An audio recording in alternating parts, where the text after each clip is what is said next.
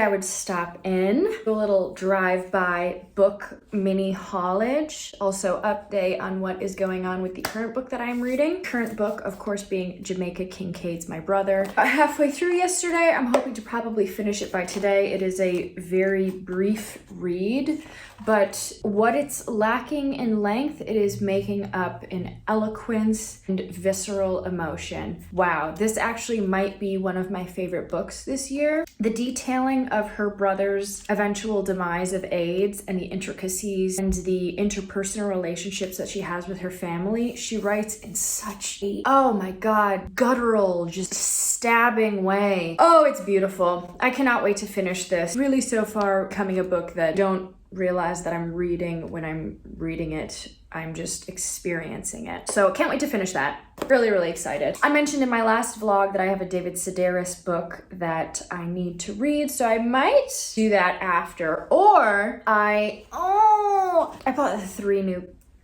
books, really without doing any sort of research. I judge these books hard on their cover, and they're not even covers that I'm attracted to. I just went into a bookstore, had no intention of buying anything, and walked out with 3 brand new books. Only one of them I had been seeing circulating in like the Goodreads world of books, and that is Open Water by Caleb Azumah Nelson.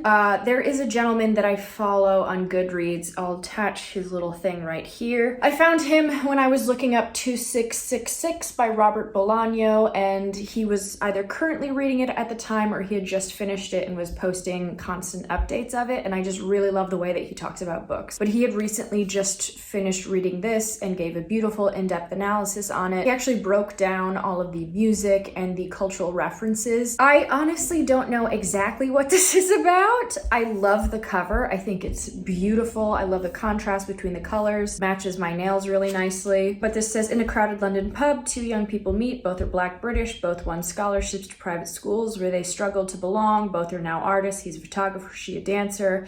And both are trying to make their mark in a world that by turns celebrates and rejects them. Tentatively, tenderly, they fall in love.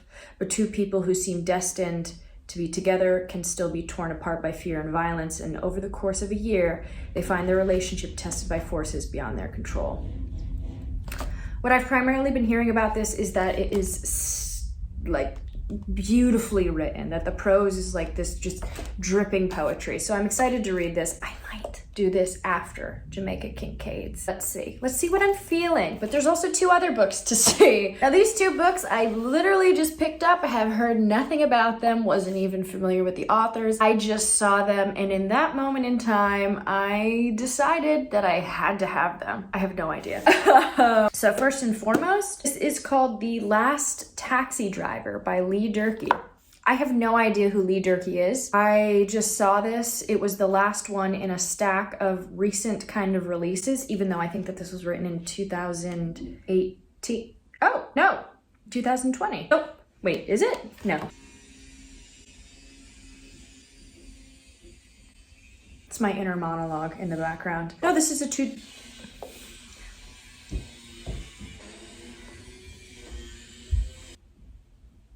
Okay, this is a 2020 release.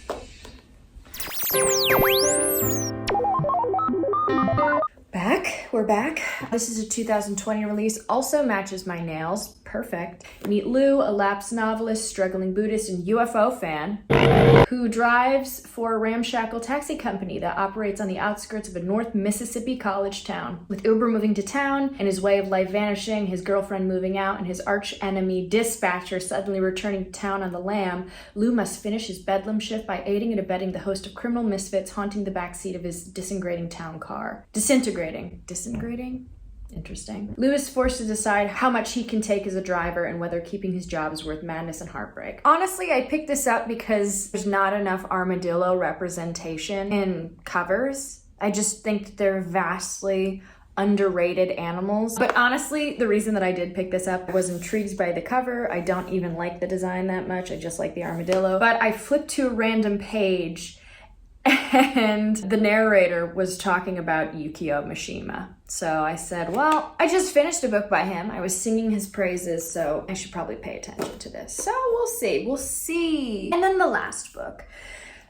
I'm gonna butcher this name. Let's see, it's by Amelie, Nothomb, Nothomb. That's the Duolingo police coming for me.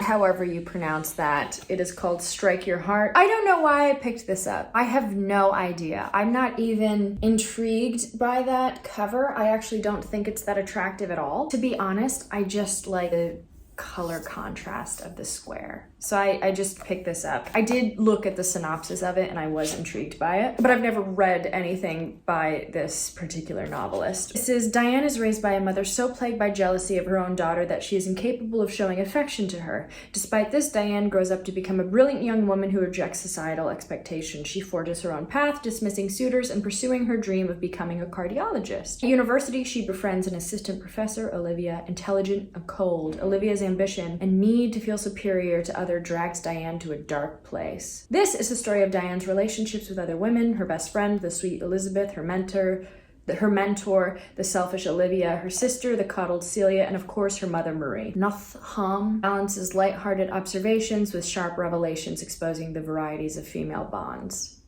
I'm excited. I don't know what to say. I'm excited. These are 3 kind of little slight novels, but I think they're all completely contrasting in themes and things. I'll keep you guys updated on how it goes with My Brother by Jamaica Kincaid, and I will happily keep you in the loop of what I think about that. Bye!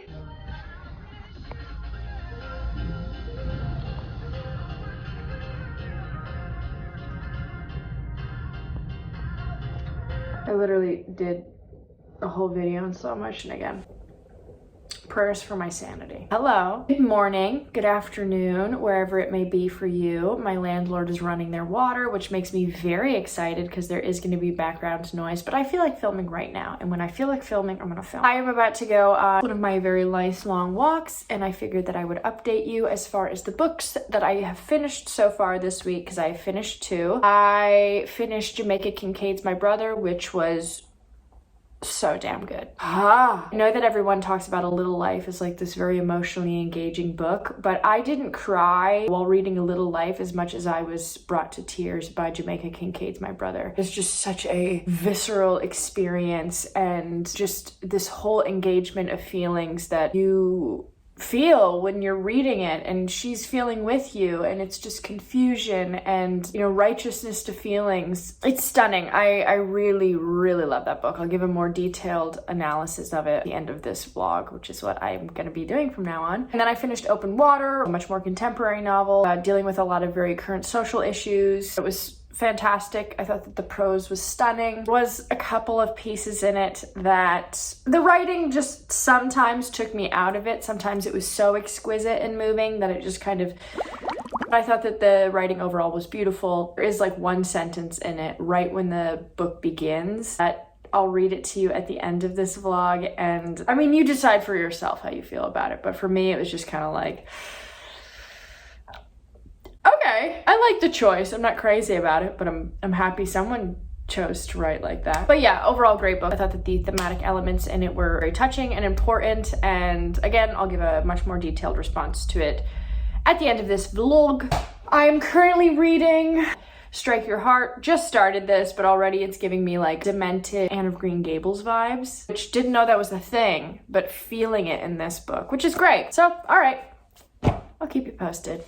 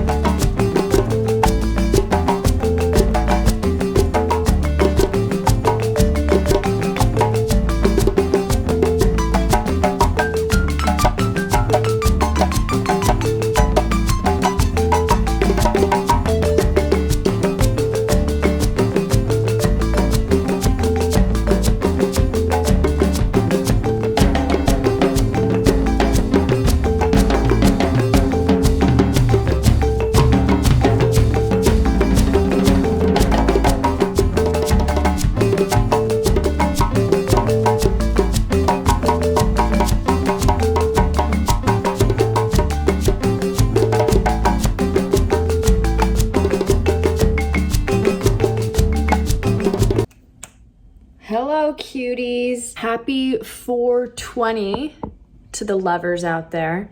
I myself am not a 420 queen. To those who are, you enjoy yourselves today. Your day is your day to shine. Enjoy yourselves today. New York City just legalized it, so I imagine that by just going outside, I'm gonna be engulfed in secondhand fumes. So I might unintentionally be right there with you. So I figured I would give you guys a little update. The sun is out, so of course, you know, filming with that natural light, baby. Finished Strike Your Heart. That was a fun one. Wasn't the best thing I've ever read in my life, but it was compelling enough that I finished it in about an hour and a half. Also, I think that that's like the median time that people probably finish it in. Is a very short book. It's much more like a folk tale almost, in a weird way. I get why Amelie.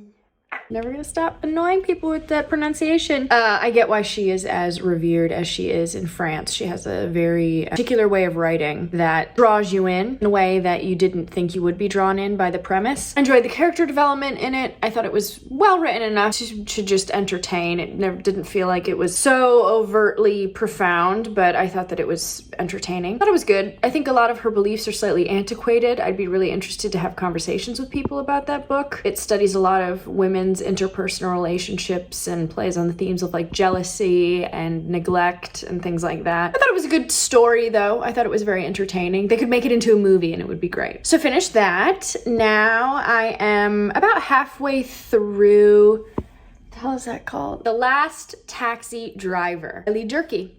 Very good book. Definitely not gonna be everyone's cup of tea. It's giving me a lot of like Hunter S. Thompson, Tom Waits listening vibes, and the prose is very kind of aggressive and blunt, and I'd be interested to see how it ends. I'm enjoying it. It kind of covers this taxi driver and these vignettes of the experiences that he has with the people that he picks up in rural Mississippi, but it also details the writer's life and who he was before he was a taxi driver. He was a writer, and the life that he kind of pines for again. So it's good. I mean, I like it. I feel like it's a perfect kind of like burgeoning on summer read, you know? And yeah, so I woke up this morning. I was a little tired, but I woke up. Oleg's friend actually brought me over a book, and I'm so excited to read it because for someone like me who can't keep in one place for a long time, this is gonna be probably like my Bible. It is called A Philosophy of Walking. By Frederic Gros. Gonna nail that pronunciation. I cannot wait to read this. I'm gonna read this next once I finish The Last Taxi Driver. I know that I might be the only person that has a piqued interest for this sort of thing, but walking is my lifestyle. I would say it's one of my favorite hobbies is just walking. So this speaks to me on so many different levels. It's just a analysis of different philosophers' writings and their dissection into the intentions of what we do when we walk in certain situations. So that is like the best thing I've ever heard of. All right, I'll keep you updated.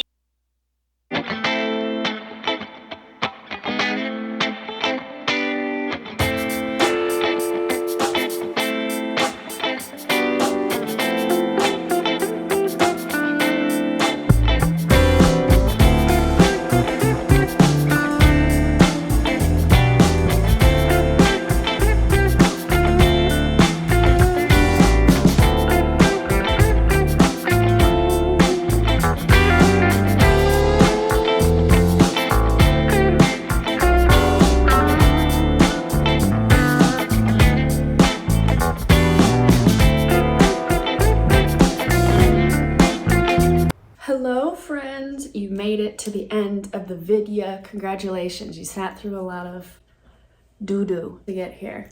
My hair is also giving very strong supporting character vibes, and we're gonna roll with that, baby. She's not the lead, but she's a strong second choice. Okay, so I'm gonna do my little summary of the books that I read. I'm not gonna make them too detailed. I'm just gonna give kind of my opinions on them and what I got out of them, what I saw in the books. First and foremost, let's go with My Brother by Jamaica Kincaid. Ooh, I teased about how much I loved this book, and I'm gonna get into why. It chronicles her brother's struggle with AIDS in 1996, about like a 1 to 2 year time span for the story. Through the vessel of her brother, she introduces more of an elaborate analysis onto her mother and her relationship to her family in general and her relationship to where she's from, which is Antigua. And it's just this amazingly chilling retelling of a childhood and the possibilities of what she could have been had she made other decisions. And she uses her brother as like sort of a parallel of decision making. Though they had this relatively same upbringing, the juxtaposition between the path of his life and hers.